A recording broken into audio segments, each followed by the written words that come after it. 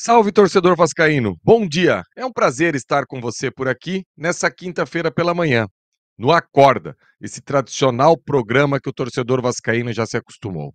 Galera, antes de eu começar a minha resenha por aqui hoje, falando muito sobre o resultado de ontem, sobre a partida de ontem e sobre aquilo que eu imagino para o Vasco no confronto de volta contra o Atlético Mineiro, já vou pedir para você, não custa absolutamente nada.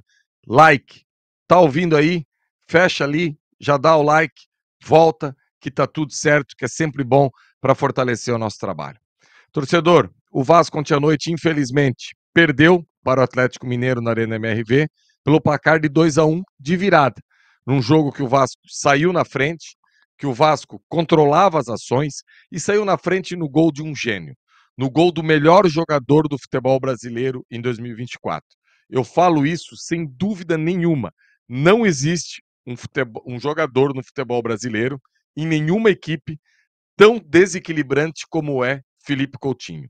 Ele mesmo estando longe da plenitude da sua forma física e técnica, ele está a 2, 3 segundos à frente dos outros 21 jogadores do Vasco.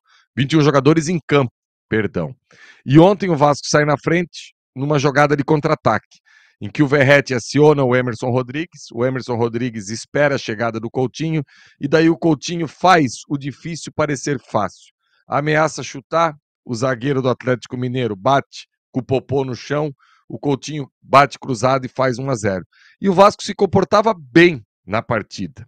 O Galo, sem o Daverson, que não pode jogar, pois já jogou pelo Cuiabá, adotou um esquema ontem muito interessante, em que Paulinho e Hulk buscavam sempre retornar no campo de defesa para criar espaço e o atacante que não voltasse buscava a profundidade. E foi assim, num lance em que o Léo Pelé, infelizmente, erra na tomada de decisão, não era para ter dado o carrinho, era para ter ficado em pé e disputado com o Paulinho a bola. O Paulinho acaba acionando na frente o Hulk, a bola acaba sobrando para o Arana, que bate lá na gaveta, jogador de seleção. O Arana que não foi lateral ontem em nenhum momento. O Arana foi ontem um meia por dentro atacando aquele espaço. E ainda antes do final do primeiro tempo, em outra oportunidade, o Atlético chega na linha de fundo, o Arana dá a cavadinha, o Paulinho vem lá de fora da área arrastando, antecipa o Léo Pelé e acaba fazendo 2-1.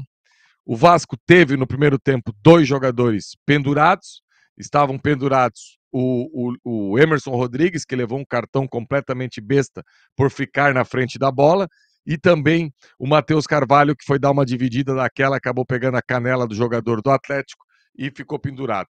O técnico Rafael Paiva saca o Matheus Carvalho e coloca o Sforza já no intervalo. E o segundo tempo foi um jogo em que nenhuma das equipes conseguiu ter o controle total. O Atlético com aquele medo de se arriscar para fazer o terceiro e tomar o empate. E o Vasco com medo de se atirar para empatar e levar o terceiro. E mesmo assim, os últimos 5 minutos, o Vasco terminou amassando a equipe do Atlético Mineiro, colocando a bola na área, tendo escanteios a favor. Enfim, o Atlético sentiu o golpe. Tanto é verdade que quando termina o jogo a câmera vai no Batalha e o Batalha está com uma imagem de quem perdeu o jogo. O problema são as peças que a gente tem à disposição para poder efetuar trocas. Se a gente parar para pensar ontem, a gente colocou o Jean Davi, que até hoje não fez absolutamente nada para merecer chances. A gente colocou o Alex Teixeira, que não fez uma má partida no pouco tempo que ficou, só que é mais uma tentativa de desespero do que uma convicção. A gente trocou lateral por lateral, porque o Piton está muito mal mesmo, e cada vez eu tenho mais a convicção que o Vitor Luiz tem que ter mais minutagem, tem que ser mais testado. Inclusive, ontem, quando o jogo estava 2-1, o Hulk puxa um contra-ataque em que o Vitor Luiz consegue ter o discernimento de dar o fundo para o Hulk, disputar a bola e tomar a frente e ganhar. E o Piton ontem estava uma completa avenida pelo lado esquerdo do Vasco. Algo não está legal e essas correções aí precisam ser feitas. Algumas convicções a gente vai tendo. Por exemplo, Emerson Rodrigues é o melhor atacante de beirada do Vasco hoje. Não pode ser reserva dessa equipe. Inclusive, Ontem teve uma oportunidade absurda, em que ele pega da esquerda, traz para dentro, a bola está no pé bom dele, era só chapar no canto do Everson, e ele acabou refugando, perdendo a bola. E é isso, jogo após jogo ele tem muita tomada de decisão errada. Só que a força, o 1 contra 1 dele, faz hoje ele no elenco do Vasco um jogador imprescindível. A gente não pode esquecer que a gente perdeu os nossos 2 extremas titulares. Perdemos o Adson e perdemos o David. E dentre aquilo que acabou aí ficando ainda na equipe do Vasco, o Emerson Rodrigues é titular e eu não tenho dúvida nenhuma. Um jogo em que o Verratti participou muito pouco, ele sofre demais. Quando o Vasco é muito atacado e não consegue circular essa bola próxima à área, e quando o Piton também não consegue achar a cabeça dele, o Vasco sofre demais. Agora, o mais importante, torcedor, resumindo tudo isso que eu estou trazendo para você hoje aqui nesse Acorda, é que o Vasco está vivo e está muito vivo. A gente tem uma caminhada aí de mais de 2 semanas até esse próximo confronto. Tempo suficiente para o técnico Rafael Paiva escolher a melhor zaga, escolher o melhor parceiro para o Hugo Moura, que eu acredito que continua sendo o Matheus Carvalho, dar mais uma continuidade para essa dobradinha entre Puma e PH, arrumar essa questão da lateral esquerda, mais ritmo ainda para o Coutinho. Eu acredito que o Coutinho não deve jogar contra o Juventude, o Payet deve retornar. E para encerrar a minha resenha hoje por aqui, o Payet ontem, dos jogadores que entraram, foi o que teve a melhor atuação. Mas para mim está nítido e claro que você chamar o Payet de gordo é uma ofensa. O Payet não está gordo. O Payet está acima do peso que ele já esteve no Vasco.